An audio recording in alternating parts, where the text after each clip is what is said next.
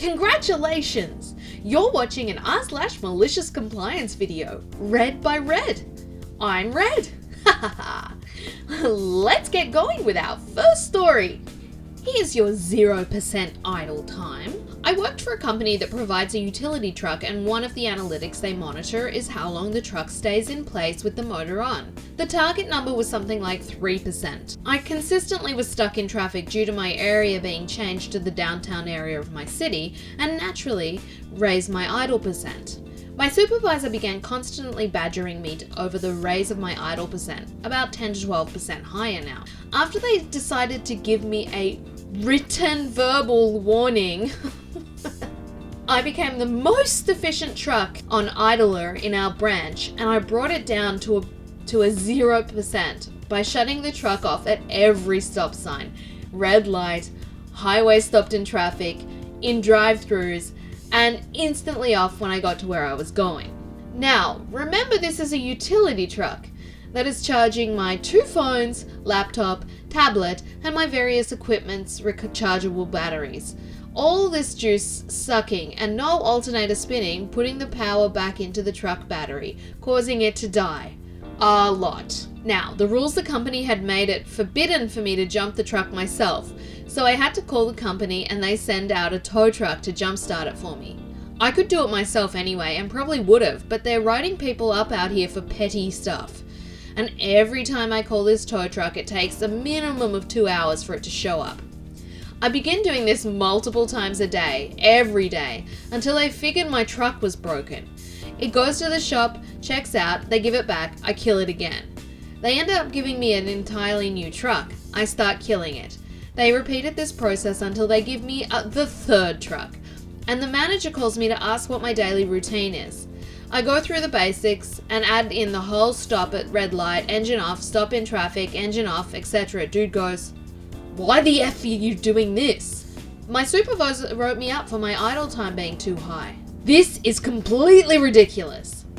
He tossed my write-up, and I'm guessing talked to the soup, because I never heard a word about idle time again, and I quit caring about it.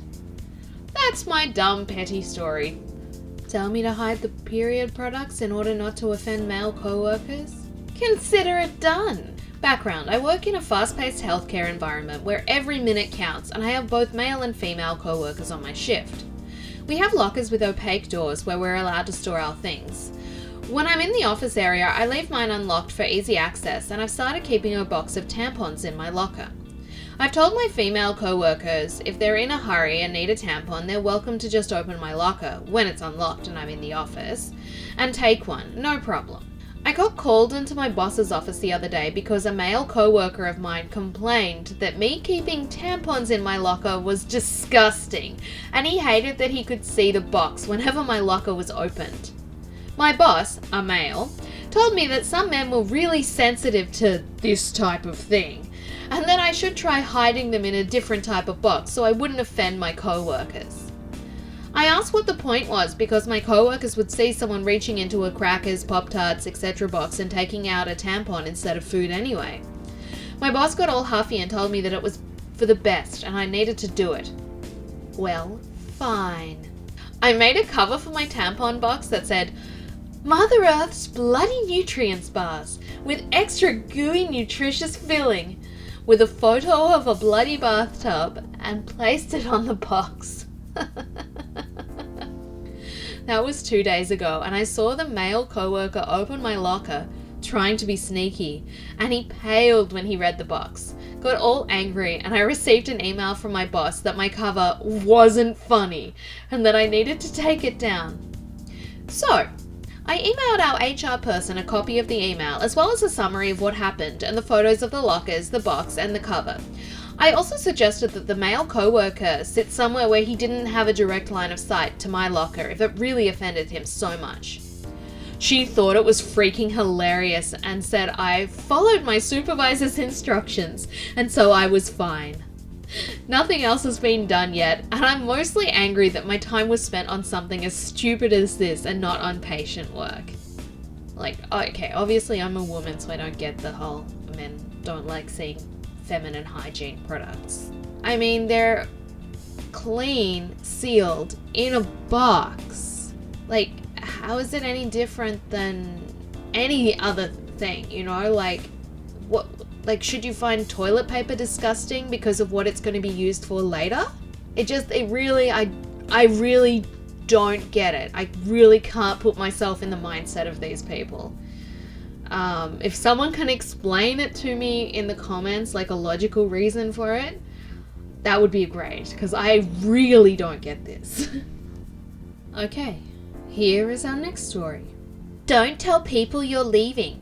Okay, I won't. About 10 years ago, during my first full-time job out of college, I had a boss who decided she hated me.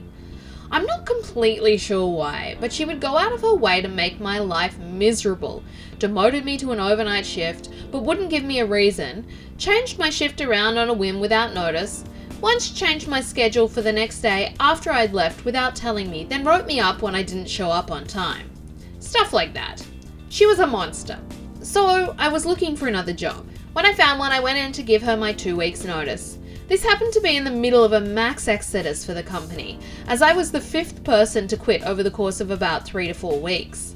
Morale was very low, and whenever anyone quit, she would buy pizza for everyone instead of addressing why the place was so miserable and people were leaving.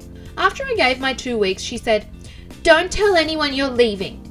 So I said okay and walked out of her office and announced to all my co-workers, "Hey, guess what everyone? You're all getting pizza."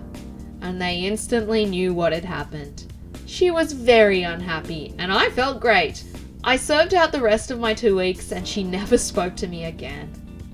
Okay, here is our last story for the day. He can't wait outside? Guess what? Now he's waiting inside. One day at work for my lunch break, I decided to run around the corner to McDonald's. The drive-thru was packed, so I decided to just go inside. There was a homeless fellow out front who wasn't asking for money, but some food. I could tell he was legitimately in a bad way, so I told him, "Yeah, no problem, man. Sit tight and I'll bring you a couple of McDoubles." I ordered 2 for me and 2 for him, and as I'm waiting for our order to be called, I noticed an employee had gone outside to pester him and tell him he can't be there and has to leave, etc. I go out and explain he's waiting for me and I was going to bring him some food. The worker adamantly stated that he cannot stand out front because it's bothering the other customers. Well, I wasn't about to let him run off because he's hungry and actually about to get some food. So I decided instead of taking my food back to my office, I'd go ahead and eat in the restaurant with my new friend as company. Like 2 minutes later, our order is called, and while we ate, we had a nice chat.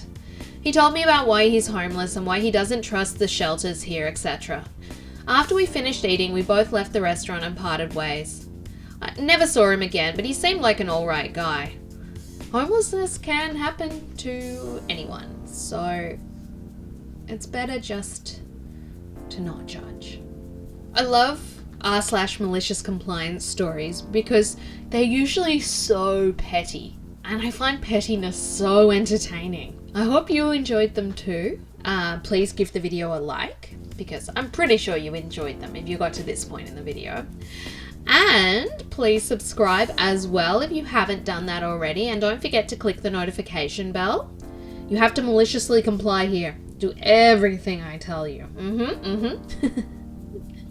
Thank you very much for watching today, and have a good rest of your day.